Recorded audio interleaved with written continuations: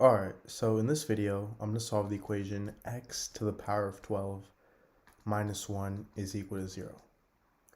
So to solve this, I'm going to first rewrite this as x to the power of 6 to the power of 2 minus 1 squared is equal to 0. And the reason I'm doing this is so I can use the property a squared minus b squared is equal to a plus b times a minus b. So this turns into x to the power of 6 plus 1 times x to the power of 6 minus 1 is equal to 0. So this gives me two equations. I get x to the power of 6 plus 1 equals 0, and x to the power of 6 minus 1 equals 0. Now I'm going to do the same thing again. I'm going to rewrite x to the power of 6 minus 1 equals 0 as x to the power of 3 to the power of 2 minus 1 squared is equal to 0. So I can use this property again and get x to the power of 3 plus 1 times x to the power of 3 minus 1 is equal to 0. Now, for x to the power of 3 minus 1 equals 0, I'm going to rewrite this as x to the power of 3 minus 1 to the power of 3 equals 0, so I can use the property a to the power of 3 minus b to the power of 3 is equal to a minus b times a squared plus ab plus b squared. So this turns into a minus b times a squared plus a plus 1 is equal to 0. Sorry, this turns into x minus 1 times x squared plus x plus 1 is equal to 0, which gives me yet another two equations. So now I have x minus 1 equals 0 and x squared plus x plus 1 equals 0. So for x minus 1 equals 0, all I have to do is add 1 on both sides, and I get x is equal to 1. And for x squared plus x plus 1 equals 0, I can use the quadratic formula.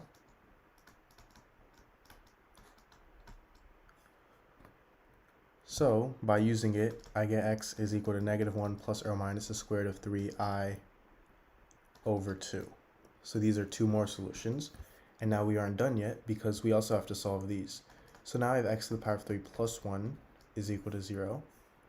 And I'm going to subtract 1 on both sides, so I get x to the power of 3 is equal to negative 1, meaning x is also equal to negative 1.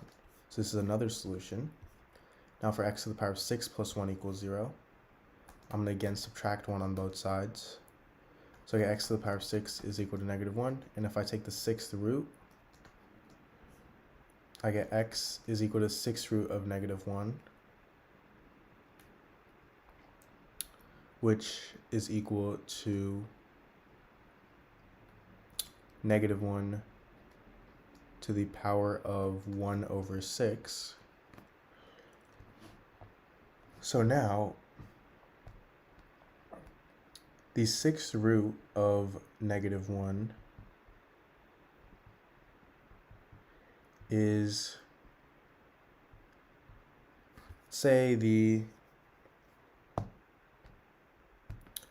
we know that I is equal to the square root of negative 1, which is equal to negative 1 to the power of 1/2. So negative 1 to the power of 1 over 6 is the same thing as negative 1 to the power of 1/2 minus something. So now 1 over 6, or I should say 1/2 minus 1 over 6 is equal to 1 over 3.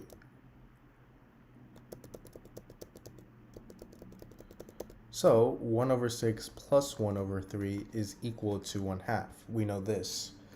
Meaning we have negative 1 to the power of 1 over 6 and this plus, or sorry, 1 over 2 minus 1 over 3 is what we can rewrite 1 over 6 as. Now, this is the same thing as 1/2 plus negative 1 over 3. And if I have something in the form a to the power of m plus n, This is equal to a to the power of m times a to the power of n. So this is going to equal negative 1 to the power of 1/2 times negative 1 to the power of negative 1 over 3.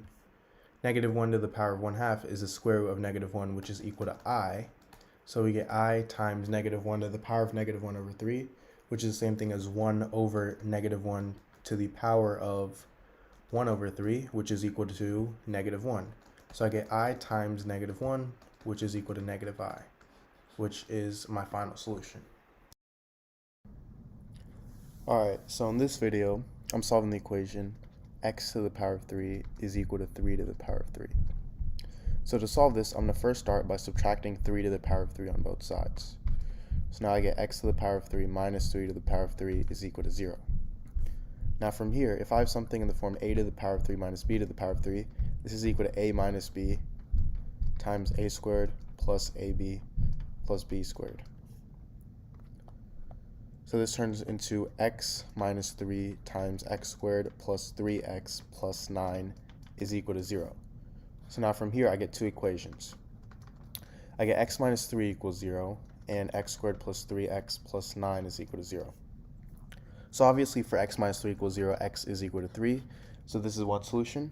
And now for x squared plus 3x plus 9 equals 0, I can use the quadratic formula, which is negative b plus or minus the square root of b squared minus 4ac all over 2a. So this turns into negative 3 plus or minus the square root of 3 squared, which is 9, minus 4 times a, which is 1, times c, which is 9, all over 2a, so 2 times 1. And this turns into negative 3 plus or minus the square root of 9 minus 36 over 2, which is equal to negative 3 plus or minus the square root of negative 27 over 2, which is equal to negative 3 plus or minus the square root of 27 times the square root of negative 1 over 2. Now, 27 is the same thing as 9 times 3. And the square root of 9 is 3, so I get x is equal to negative 3 plus or minus 3 root 3.